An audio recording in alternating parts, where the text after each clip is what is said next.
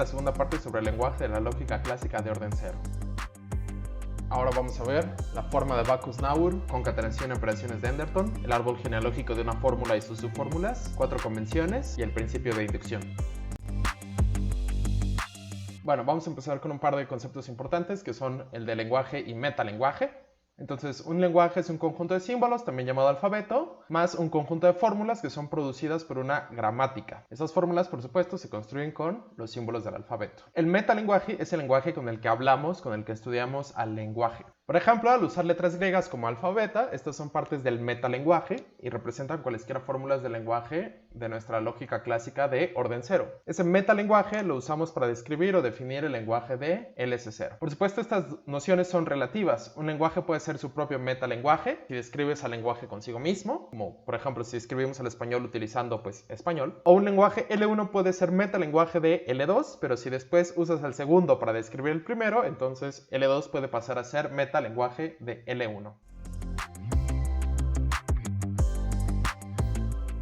Veamos ahora la forma de Backus-Naur. Recuerda que alfa y beta las vamos a utilizar como metavariables de fórmulas. Bueno, esta forma tiene una forma básica. Empezamos con este símbolo que vamos a usar phi, solo para este ejemplo, como una variable. Phi en este caso representa un término, se dice un término no terminal. ¿Por qué es no terminal? Porque es un término que se puede expandir, que se define, y eso es lo que significa este símbolo. Se define como phi1, o bien es lo que significan las barras verticales, phi2, etcétera, etcétera, o bien phi n. Y estas phi n son formas de definir una nueva categoría sintáctica o bien terminales. Los símbolos terminales son símbolos que ya no se pueden definir más, son los básicos. Este es muy esquemático, es la forma general de una forma de Backus-Naur. Vamos a verlo ahora para LS0. Entonces, para LS0 vamos a definir las fórmulas alfa, que se definen como o bien un símbolo atómico, pi para i natural, o bien la negación de una fórmula, o bien la disyunción de dos fórmulas, o bien la conjunción de dos fórmulas, o bien el condicional material de dos fórmulas, o bien la equivalencia material de dos fórmulas. Esta es una forma de definir el lenguaje de LS0 mediante una forma de Backus-Naur. Hay otra forma, un poco más exacta, digamos, utilizando la definición de categorías sintácticas. Entonces, encerramos entre estos paréntesis angulares a la fórmula, que es la categoría que vamos a definir, y decimos, se define como, ya sea la categoría prop, que va a ser nuestra categoría de símbolos proposicionales o átomos, digamos que corresponde a la categoría de estos, o bien un símbolo de la categoría operadores monádicos seguido de una fórmula, o bien una fórmula seguida de un símbolo de la categoría operadores binarios seguido de otra fórmula. Y a su vez vamos a definir estas categorías. Prop entonces es el conjunto de todas las PIs para i natural. Operadores monádicos se define simplemente como la negación, la categoría consiste solamente en ese símbolo. Y operadores binarios se define como o bien una disyunción o una conjunción o un condicional o un bicondicional material. ¿Ok?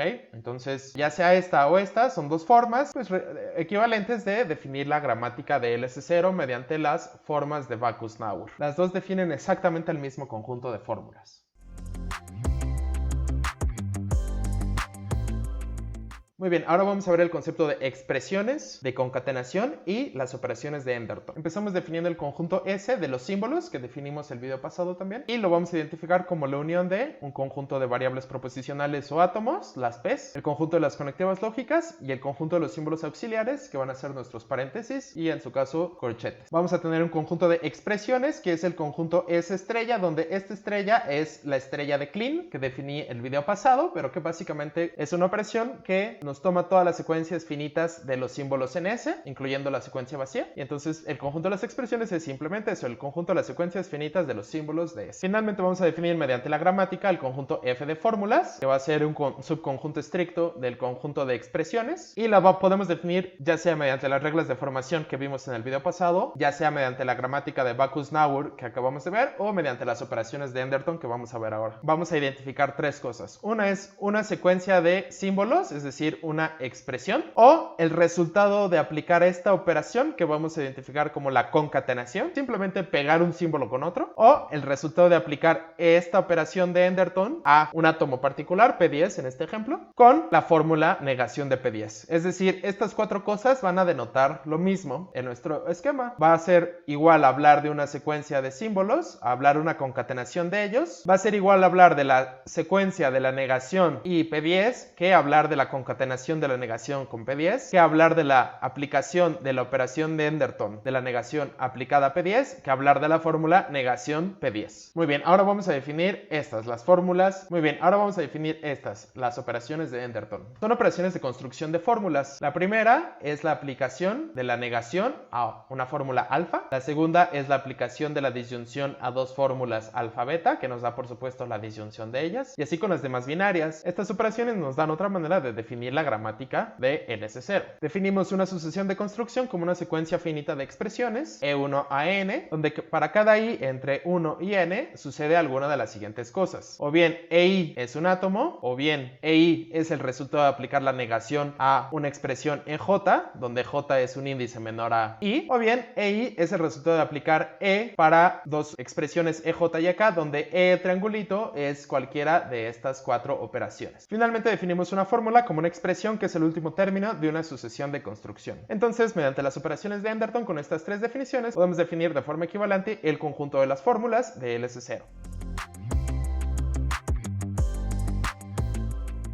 Muy bien, vamos a hablar ahora del árbol genealógico de una fórmula y de sus subfórmulas. Entonces, el árbol genealógico de una fórmula simplemente toma su conectiva principal. Si esa conectiva es binaria, entonces abrimos dos ramas así. Ahora veremos un ejemplo. Si esa conectiva es unaria, es decir, es la negación, solo se abre una rama hacia abajo, como ahora veremos. En cada rama va la fórmula que se utiliza para construir la fórmula desde donde abriste la rama. Cada una de las fórmulas en cada rama son subfórmulas de la fórmula a la que le hiciste el árbol. Vamos a ver un ejemplo. Tenemos esta fórmula.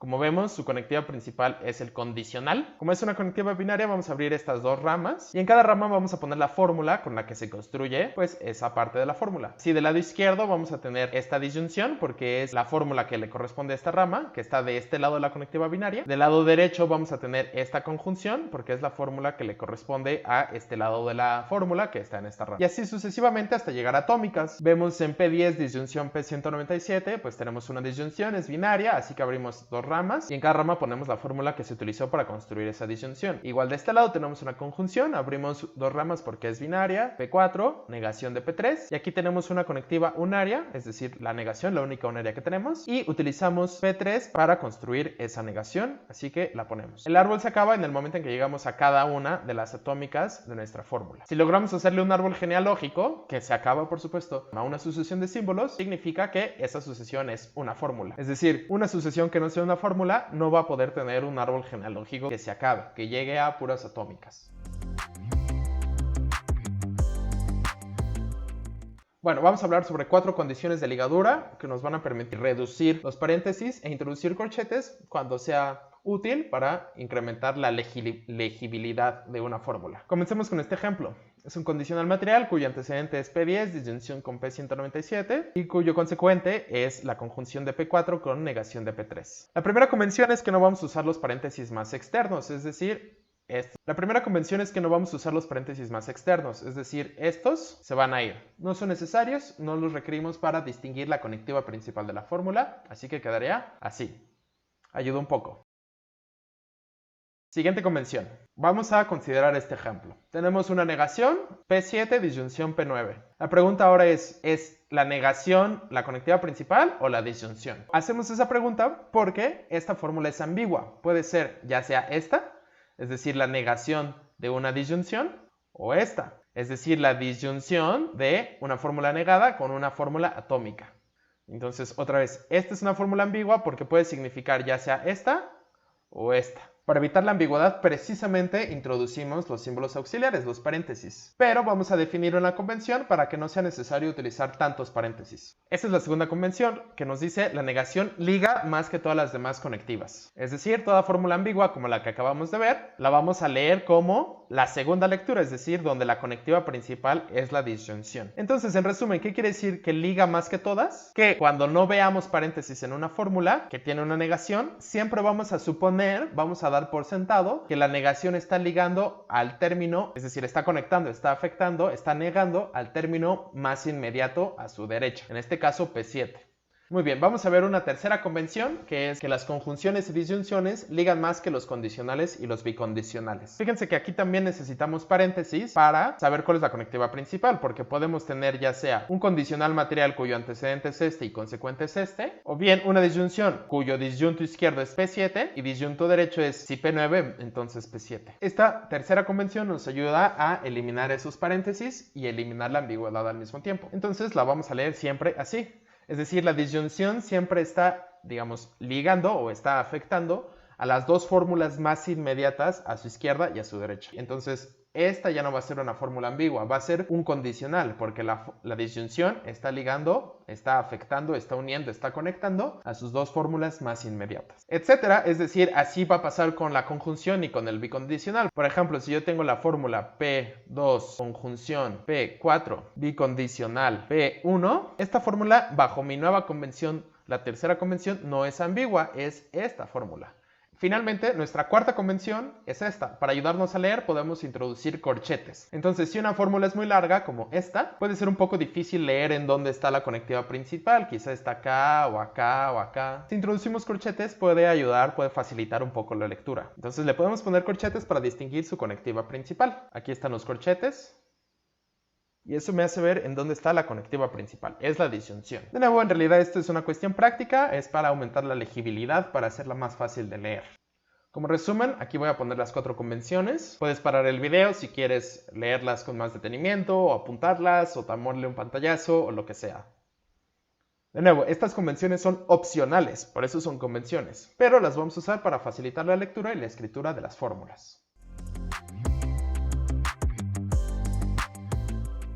Muy bien, vamos a cerrar con el principio de inducción. Vamos a empezar con dos definiciones. Podemos utilizar cualquiera de las dos, ya sea que utilicemos las reglas de formación que vimos en el video pasado, o la forma de Backus-Naur, o las operaciones de Enderton que vimos en este video. Alguna de estas dos definiciones va a ser la que nos va a servir. Primera definición. Un conjunto C se dice que está cerrado bajo una función f de n argumentos o n lugares. Sí, solo sí, siempre que una cosa x1 sea elemento de C, tal, etcétera, hasta que xn sea elemento de C. Cuando n cosas son elementos de C, tenemos que la función de esas n cosas va a ser también elementos de C. Y esto vale para n argumentos. Por ejemplo, para una función binaria, decimos que el conjunto C está cerrado bajo esa función binaria, siempre y cuando cada vez que dos cosas x sea elemento de C y y sea elemento de C, vamos a tener que la función de esas dos cosas, de x e y, también es un elemento de C. Por supuesto, si es una función unaria, cada vez que tengamos una cosa elemento de C, pues la función de esa cosa también es elemento de C. Y así en general. Muy bien, la segunda definición que podemos utilizar es la siguiente definición. Un conjunto C de expresiones de símbolos del lenguaje de LS0, aquí debía ser esta S manuscrita, fue un error, pero bueno, ese conjunto de expresiones de símbolos de LS0, es decir, de secuencias finitas de símbolos de LS0, decimos que está cerrado bajo la gramática de LS0, siempre y cuando, si alfa, expresión alfa, es elemento de C, entonces la negación de alfa es elemento de C, y si alfa y beta son elementos de C, entonces su conjunción, su disyunción, su condicional y su bicondicional son todos elementos de C.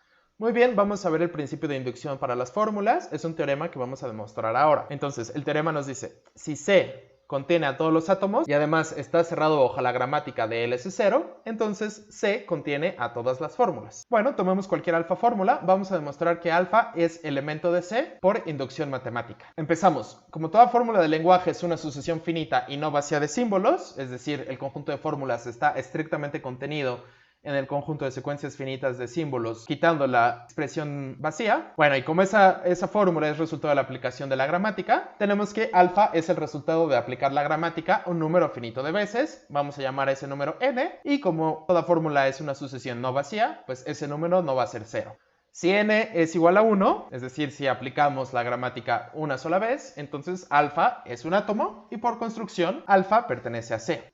Ahora bien, si n no es igual a 1, y como ya dijimos antes tampoco es igual a 0, es decir, si alfa tiene conectivas, pues vamos a tener una hipótesis inductiva, que nos dice la aplicación de la gramática n-1 veces nos va a dar una fórmula elemento de C. Bueno, a partir de esa hipótesis inductiva, si yo aplico una vez más a la gramática para obtener a alfa, como C está cerrado bajo la gramática, alfa va a ser elemento de C, que es lo que queríamos demostrar.